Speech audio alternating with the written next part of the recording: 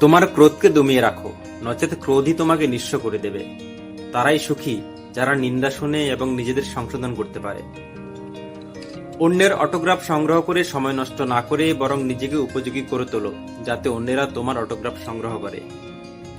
সূর্যের মতো দীপ্তিমান হতে হলে তোমাকে সূর্যের মতোই পড়তে হবে।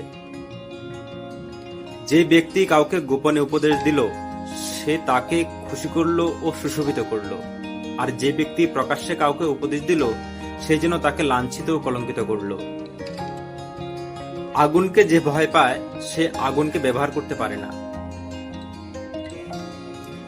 যতদিন মানুষ অসৎ থাকে ততদিন তার কোনো শত্রু থাকে না, কিন্তু যেই সে সৎ হয়ে ওঠে তার শত্রুর অভাব থাকে না। কারো প্রতি শ্রদ্ধা অটুট রাখার উপায় হচ্ছে তার সাথে কখনো সাক্ষাৎ না করা।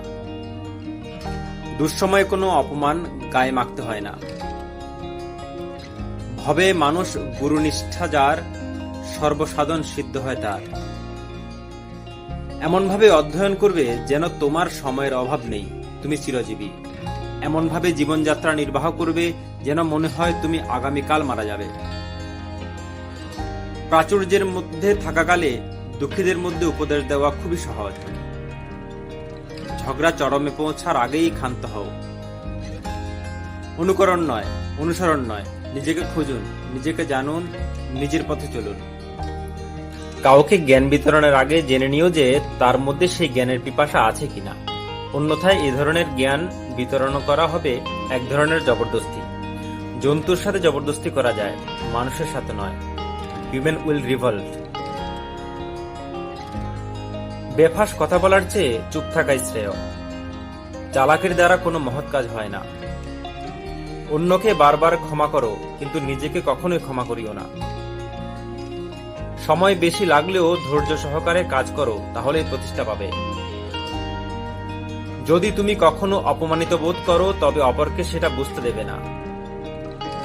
যদি তুমি কোনো লোককে জানতে চাও, তাহলে তাকে প্রথমে ভালোবাসতে শেখো। সবচেয়ে কঠিন কাজ হচ্ছে নিজেকে চেনা, এবং সবচেয়ে সহজ কাজ হচ্ছে অন্যদেরকে উপদেশ দেওয়া। আমি বলবো না আমি 1000 বার হেরেছি, আমি বলবো যে আমি হারার 1000টি কারণ বের করেছি। সুন্দর একটা মানুষ না খুঁজে সুন্দর একটি মন খুঁজো, তাহলে ভালোবাসার সফলতা আসবে। যাহা তুমি দেখাও তার চেয়ে বেশি তোমার থাকা উচিত। যা তুমি জানো তার তুলনায় কম কথা বলা উচিত। যদি সর্বোচ্চ আসন পেতে চাও, তাহলে নিম্ন স্থান থেকে আরম্ভ করো। সৎ পরামর্শের চেয়ে কোনো উপকার অধিক মূল্য নয়। কখনো কোনো বন্ধুকে আঘাত করো না, এমনকি ঠাট্টা করেও না। কথাবার্তায় ক্রোধের পরিমাণ খাবারের লবণের মতো হওয়া উচিত। পরিমিত হলে রুচিকর, অপরিমিত হলে ক্ষতিকর। কিভাবে কথা বলতে হয় তা না জানলে অন্তত কিভাবে চুপ থাকতে হয় তা শিখে নাও। জীবনকে এক পেয়ালা চায়ের সাথে তুলনা করা যেতে পারে। যতই তৃপ্তির সাথে আমরা তা পান করি, ততই দ্রুত তলার দিকে অগ্রসর হতে থাকি। জীবনের প্রতিটি সিঁড়িতে পা রেখে উপরে ওঠা উচিত। ডিঙ্গিয়ে উঠলে পড়ে যাবার সম্ভাবনা বেশি। ধৈর্যশীল ব্যক্তির ক্রোধ থেকে সাবধান। পরের উপকার করা ভালো, কিন্তু নিজেকে পথে বসিয়ে নয়। যে নদীর গভীরতা বেশি, তার বয়ে যাওয়ার শব্দ কম। শৈশবে লজ্জা, যৌবনে ভারসাম্য এবং বার্ধক্যে ব্যয় সংকোচন ও দূরদর্শিতার প্রয়োজন। যদি ভালোভাবে বাঁচতে চান, তাহলে মনে রাখবেন সমস্যাকে তুচ্ছ জ্ঞান করতে হবে, আশীর্বাদকে গণ্য করতে হবে। যে মানুষ ভুল করে না, বাস্তবে সে কিছুই করে না। সুন্দরভাবে বাঁচতে হলে তোমার দুটো জিনিস দরকার, তা হচ্ছে বুদ্ধি এবং রুচিবোধ। জীবনে দুটি দুঃখ আছে, একটি হলো তোমার ইচ্ছা অপূর্ণ থাকা, অন্যটি হলো ইচ্ছা পূর্ণ হলে আরেকটি প্রত্যাশা করা।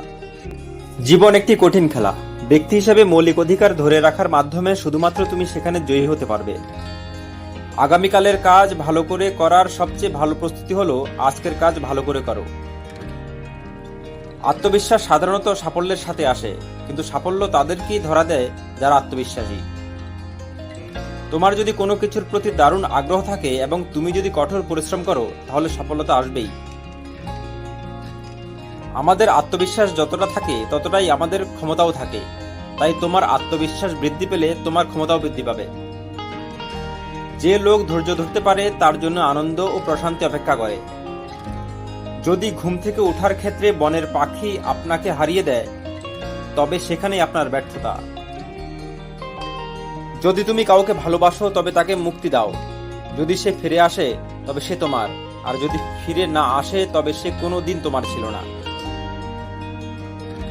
তোমার একটু অভিমানের জন্য যদি কারো চোখে জল আসে তবে মনে রেখো, তার চেয়ে বেশি কেউ তোমাকে ভালোবাসে না।